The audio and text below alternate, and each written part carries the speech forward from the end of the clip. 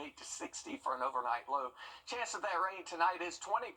It goes up to 30% tomorrow, and there's a 40% chance of rain on Election Day. I keep trying to say Labor Day for some reason. 75, the high temperature on Tuesday. Thanks, Chris. And it's that day of the week when your Ashley Campbell rolls out the highest and lowest health scores of local eateries in Richmond, Columbia, and Aiken County. She also tells you what they did or didn't do to earn the grade. Flies in the kitchen and food stored on the floor. Those are just a couple of violations this week. Let's go ahead and take a look. It's an 88 for Giuseppe's on Wheeler Road in Augusta. Health inspectors found food improperly labeled and no thermometers inside the coolers or freezers. Victoria's Casina Mexicana also scored an 88 for food stored on the floor and a bottle of bleach that wasn't labeled. Cookout on Washington Road in Augusta scored a 91. Points were deducted for expired test strips and flies in the kitchen. Our highest scores are all 100s. Arby's on Washington Road in Augusta, Checkers on Edgeville Road in North Augusta, and Whitney Racetrack Kitchen on Meade Avenue and Aiken all received perfect scores. This week's scores are for October the 14th through the 18th, and they're based on the day the health inspector went to that particular restaurant. And check this out. The city of Atlanta is installing hundreds of colorful barriers. The Department of Transportation says it's part of Vision Zero, a goal to curb traffic deaths by 2040. All of them will be connected along 10th Street in the Midtown area. Leaders say this spot is where the most injuries or deaths occur. One man whose daughter died while riding her bike there is grateful these are coming now. I'm happy. This is happening. It's taken a long time. The money was earmarked forever ago, but, it's happening. And all we can ever do is look forward.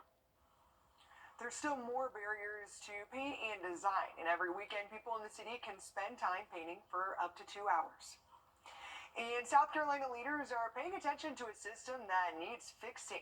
Recently, the DSS director announced he will step down in January after leading the agency for more than 5 years and making strides to improve it.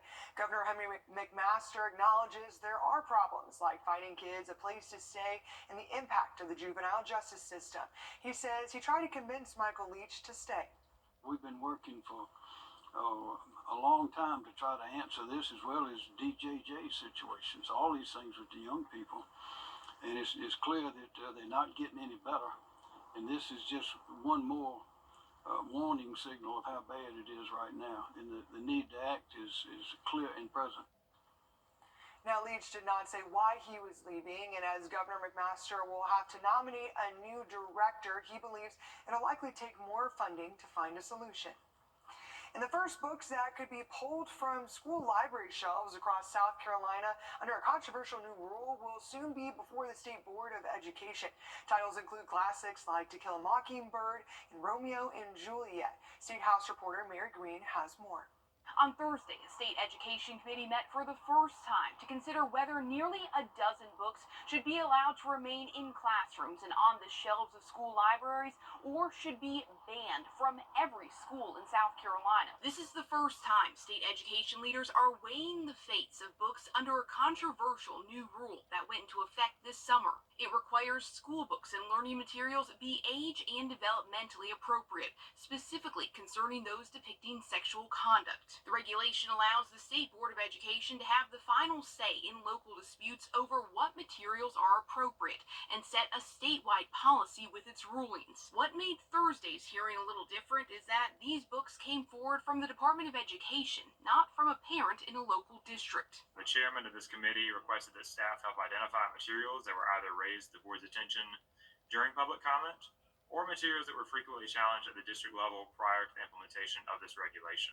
But Patrick Kelly notes the regulation requires the person challenging the book start by having a conversation about it with the school, something that didn't happen with this process. I think what's most problematic here is that we didn't have the conversations that needed to take place around these books. The State Board's Instructional Materials Review Committee did hear brief public testimony Thursday on whether the first 11 books brought under the new rule should stay or go. Why are we here spending time on an issue that could be resolved locally?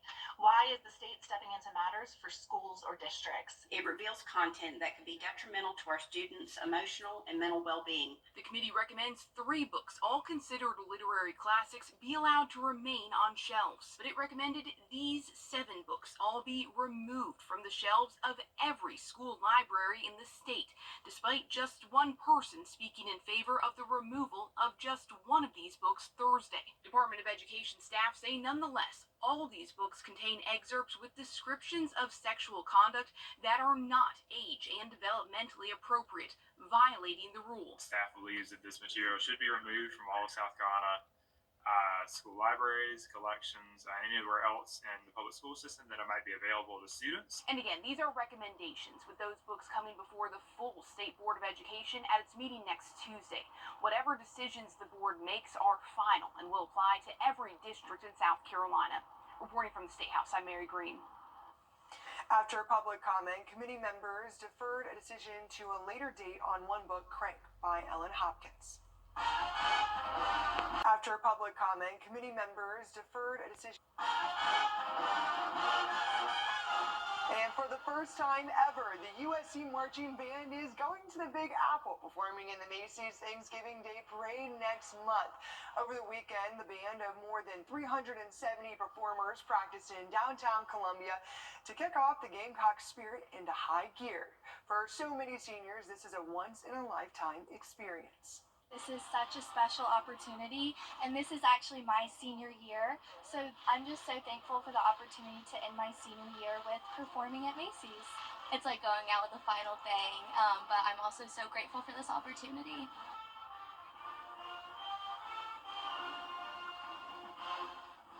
And a trip like this isn't cheap, and USC says its band's budgets can't go towards the trip, which is expected to cost $645,000. The band has been fundraising since last year and have raised $430,000 so far. I'd say they had a pretty good day. Victory over Texas A&M yesterday to go with that. Here's your lake forecast for your Sunday. A lot of cloudy skies. Should be another rain-free day. Breezy at the lake. Northeast winds at 10 to 15. The water temperature at 71. It will be a little cooler today. We'll talk more about that and have a look at your travel forecast coming up. It's the one thing Physicians Mutual. After an accident, consider this. Insurance companies track the results of law firms. They know which ones ignore lowball offers and file lawsuits, and which ones have never seen the inside of a courtroom. If your lawyer has a reputation for settling cheap, what kind of offer do you think you'll get?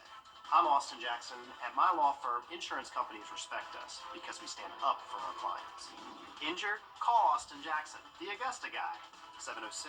706-724-7224. The most awarded newscast in the Southeast is on your side 1 hour earlier, with more ways to be there for you. Anytime you need us with the latest news. Never miss a First Alert. And all of your favorite sports. Getting you caught up with all the headlines from today. And everything you need for a head start tomorrow. WRDW News 12 is now at 10 p.m. on My 12. On air, online, on your side.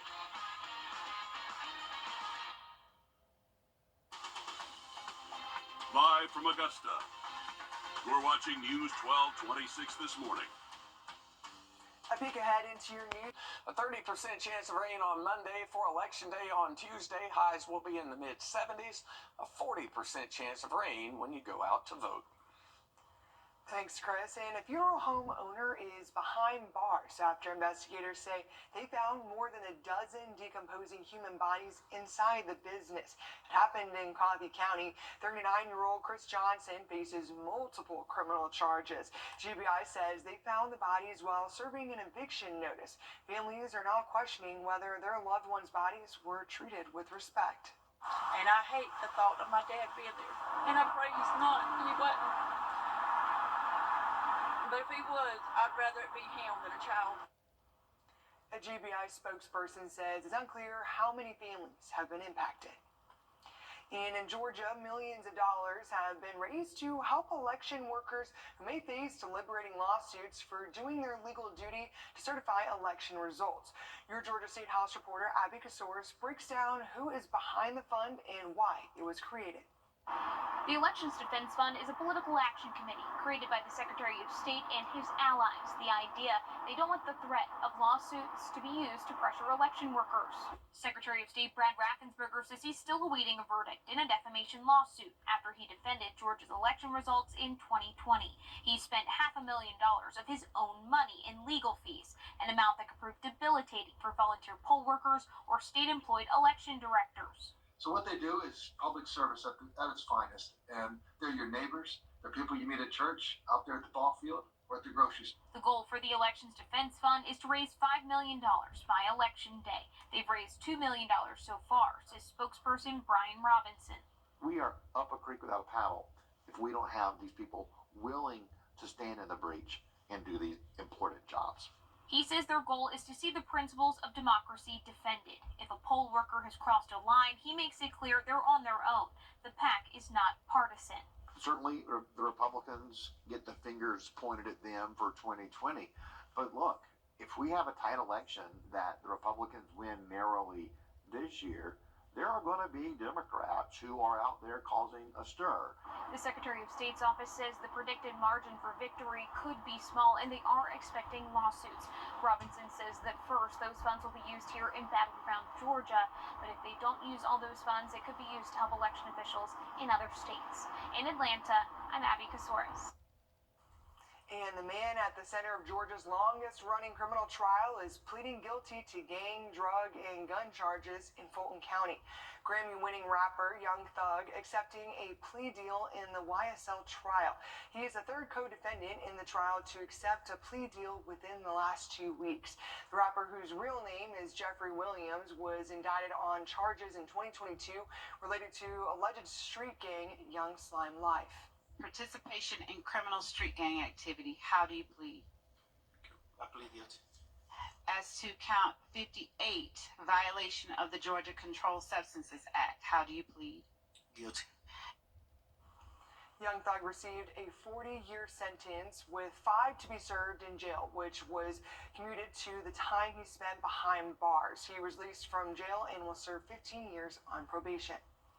And big news for the Gamecocks. William Bryce Stadium renovations will soon take a huge step forward after the University of South Carolina's Board of Trustees gives a green light. The plans include developing nearly 900 acres of land near the Congaree River and the stadium to create a new retail district with recreational dining and lodging options. University officials say these major improvements will create a, quote, world-class game day experience for fans. Phase 1 will focus on the west and east sides of the stadium and is expected to be complete before the start of the 2027 football season. It looks like there is a new system forming in the Caribbean Sea, an 80% chance this becomes a depression, maybe a tropical storm in the next 48 hours. We'll tell you where this system is headed and have a look at your forecast coming up.